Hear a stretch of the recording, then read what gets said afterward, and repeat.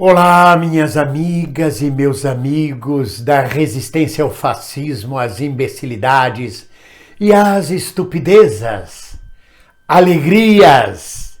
Alegrias por estarmos juntos, todos segurando as mãos uns dos outros.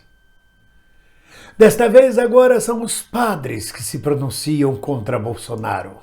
Vejam! No outro dia, foi um manifesto assinado por 1.050 bispos da Igreja Católica condenando a política do governo Bolsonaro, alertando para o buraco em que o Brasil estava caindo, alertando para a opressão fascista em que estamos mergulhando. Agora, foi um manifesto assinado e corroborado por 1.058 padres católicos. Eu acho que eles têm um número cabalístico, 1.050 deve ser um número cabalístico, mas foram até agora 1.058 padres que corroboraram o manifesto contra Bolsonaro. Aqui neste canal eu sofri ataques de robôs fascistas, milhares. A mensagem era uma só: os padres não têm que se meter em política. Essa gente não tem que se meter em política, são todos comunistas. E eu afirmo, eles não devem se meter em política. Eles não devem, por exemplo, fazer como pastores e bispos evangélicos que usam suas igrejas e seus cargos sacerdotais para se candidatarem a deputados estaduais, federais, vereadores, prefeitos, senadores. Porque isto é estar na política, é filiar-se a um partido, entrar no parlamento, naquele ambiente sujo, putrefato, de artimanhas, de golpes e contragolpes, que nada tem a ver com a prática cristã, com a santidade, mas está na política.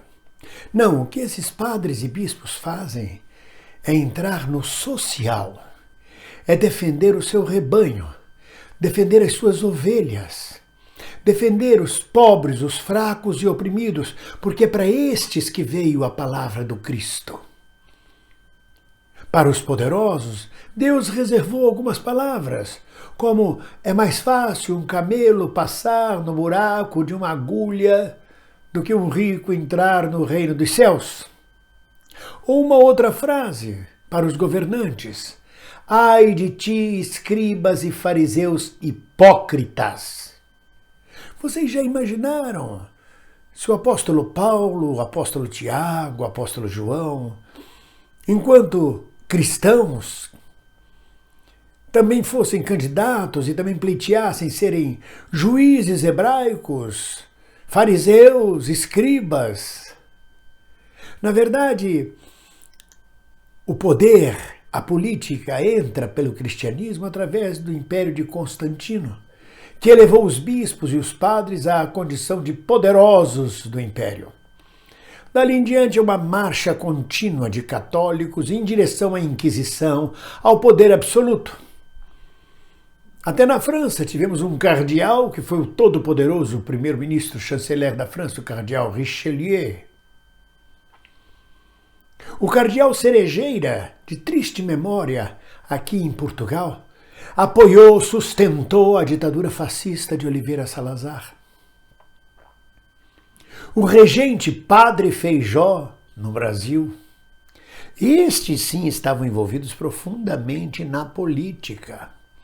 O cardeal Dom Jaime de Barros Câmara, que apoiou de carne, osso e alma, entregou-se inteiramente ao golpe militar de 64.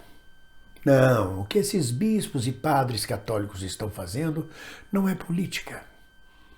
Ao contrário, é defender o seu povo dos políticos, da política peçonhenta, fascista, opressora, antipopular, antinacional, praticada pelo governo Bolsonaro.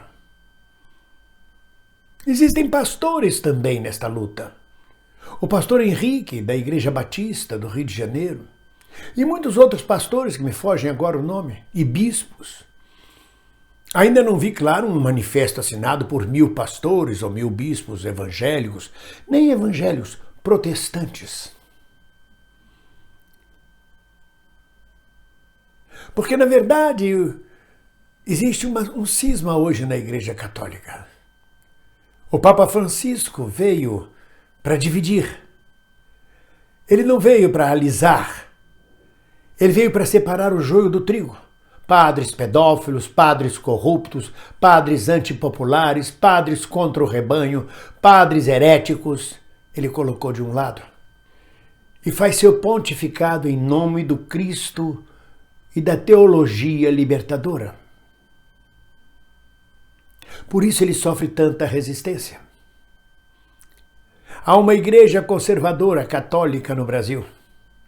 Aquela que se escandaliza porque Tami Miranda aparece numa propaganda do Dia dos Pais, que se revolta, mas que é incapaz de se revoltar contra a fome que está do lado de fora da igreja.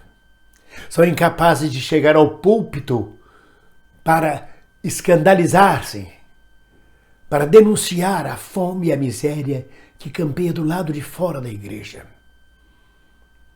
Na minha paróquia, no Rio de Janeiro, a paróquia de Santa Maria Margarida, certo dia, certo domingo, um mendigo entrou na missa e entrou na fila da comunhão para receber a Santa Hóstia. O padre negou-lhe a comunhão, o que acabou a missa quase que em pancadaria, porque metade dos fiéis se revoltaram com a atitude do padre e a outra metade apoiou o padre. Então, que padre é esse que recusa receber um humilde, um simples, um marginal, um que a sociedade rejeitou e que ele não consegue acolher? Então, em boa hora, os bispos e os padres católicos vêm de público manifestar sua apreensão com um governo neofascista, com um governo que retira os direitos dos trabalhadores e do povo de Deus. Podem invadir este canal milhares de robôs que não podem retirar mais a assinatura dos padres nos manifestos. Não podem retirar mais a assinatura dos bispos nos manifestos. E é uma realidade. Ou você está do lado do humanismo cristão, ou você está do lado do fascismo demoníaco que vem se implantando neste país e ao qual nós todos, juntos, de mãos dadas, resistimos. Ninguém solta a mão de ninguém. Um abraço.